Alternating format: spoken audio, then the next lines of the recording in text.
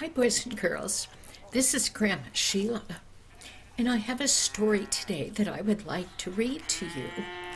It's called Cappy Courageous.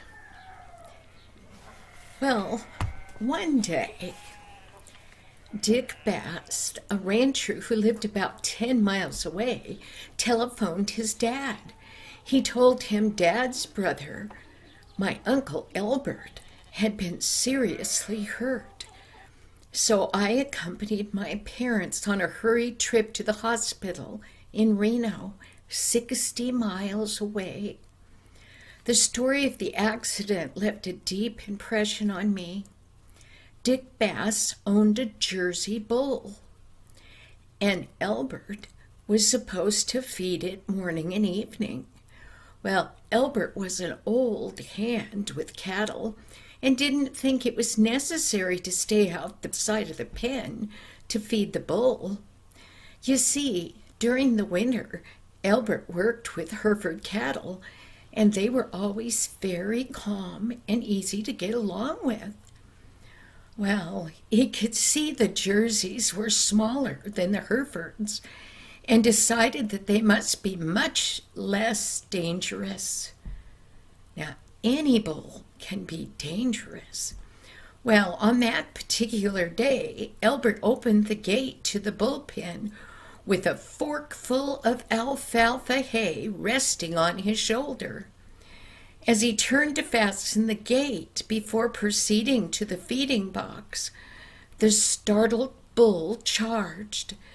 Evil eyes shut, and the great head lowered, and the bull slammed into Albert's midriff. A vicious toss of the neck threw the man over the fence as if he were a ball of cotton wool.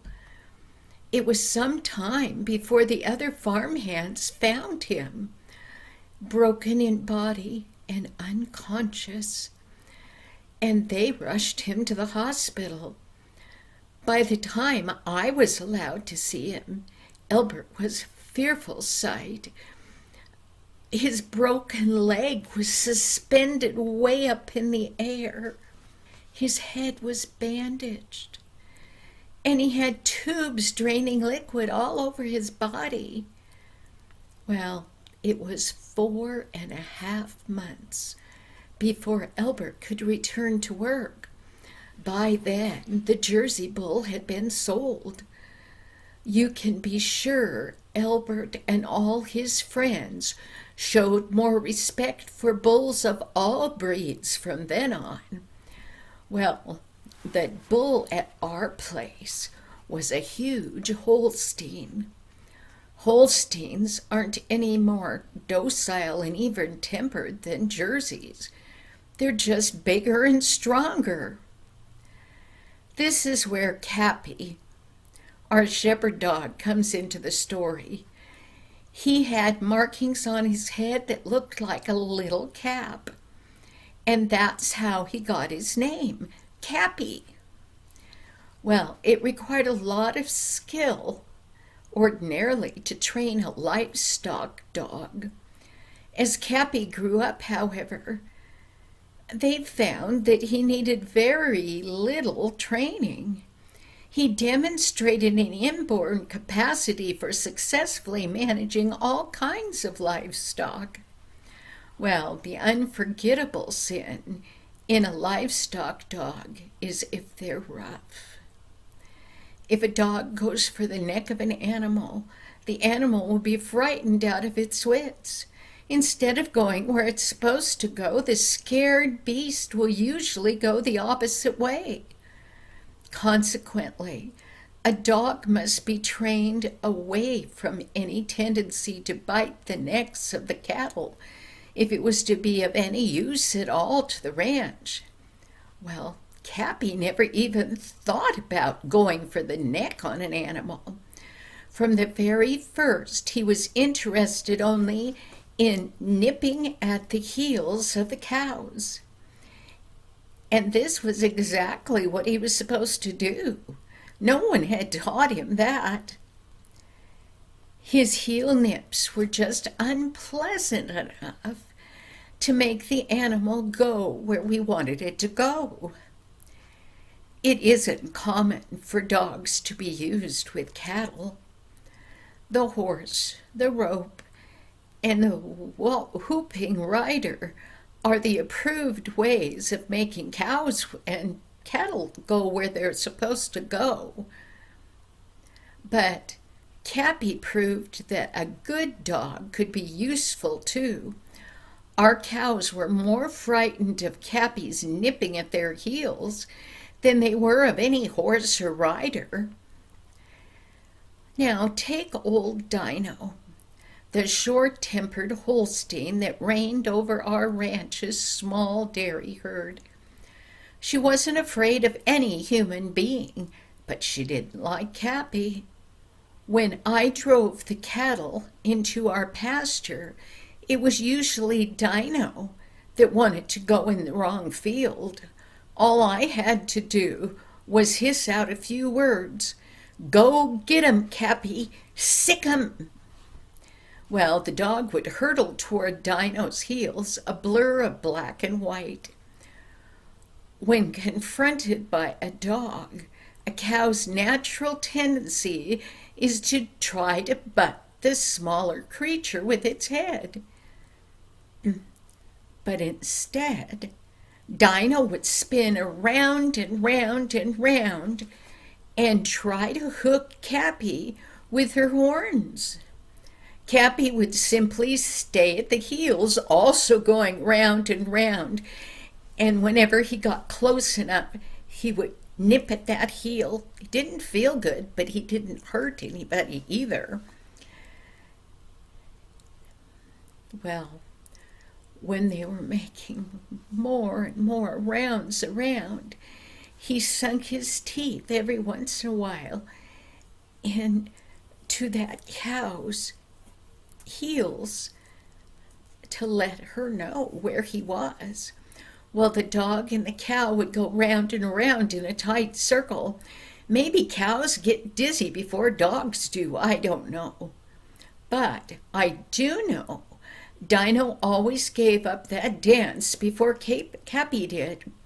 Well, as soon as she stopped, Cappy would give a little yip and another little nip, just to remind the cow of the proper course. And of course, Dino would go off in the right direction, finally. Well, my dad said the dog was worth her weight in gold. Cattle buyers who come to our place told us they wanted first chance of any of his pups. I was always proud to hear this praise, but I never really knew how valuable Cappy was until one day. That afternoon, Dad asked me to fetch the cattle for the evening milking. It was my regular chore, but this time I tried to get out of it. "Aw, Dad, do I have to?" I whined. "That old bull's out there tonight." "Oh, don't worry about the bull. Cappy'll take care of any trouble he might give you." Still a little fearful, I called the dog and we headed for the south pasture. Sure enough, we didn't have any trouble with the bull as long as he was with the other cattle. But things were different after we got back in the corral and began to try to separate the bull from the cows. Getting him to go into the pen had not been difficult in the past, especially when there was a fresh shock of hay in the feed box as there was now. But the great beast simply refused to go. He wouldn't go where he was supposed to. He lowered his massive head, he shook his huge horns, and he bellowed so loudly that the ground seemed to shake. Then he pawed the earth. With both feet he pawed the earth, throwing dust and clods over his back. I could tell that Dad was worried. We yelled. We even threw some rocks, hoping that it would convince the cantankerous bull to behave better. But the terrifying rumble in his throat grew louder. Mm-hmm. Then the bull lowered his enormous head and charged my dad.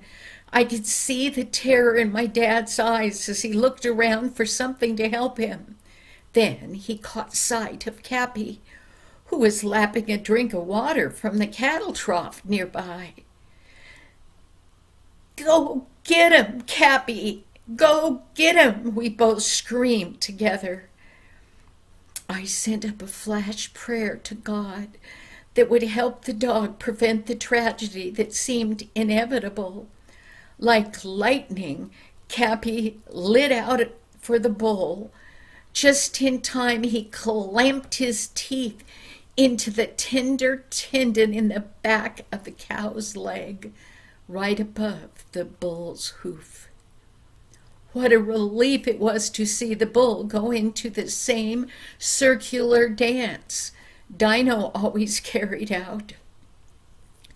Finally, deciding to behave better, the subdued animal, probably tired from circling, tore into his pen with such force he nearly knocked the gate posts over. Pale-faced, Dad fastened the chain around the gate. His hand was trembling. Then he turned, knelt down, and opened his arms to gather up the joyful dog for a well-deserved hug. "Cappy, God used you to save our lives," Dad said. Then it was my turn for a hug, but I didn't succeed as well as Dad had in avoiding Cappy's tongue. My face was thoroughly washed by Cappy. Cappy took all the praise with great modesty. I don't think he felt that he had done anything other than his duty. To him, it was all part of a day's fun. Who do you think trained Cappy? I think that God gave Cappy instincts. Now, that means that God put it into his mind what he should do to herd the cattle and the bulls. And I'm sure that God has lots to do with how the animals protect us. Thank you, boys and girls. I'll see you next week. I need to tell you something, though. At the end of this week, I have to have surgery on my hand. And so I'm thinking that for the next while, I will go ahead and do stories for you. But the stories probably won't have pictures on them for a while, because the pictures are very hard to manage with one hand. But you will still have a story.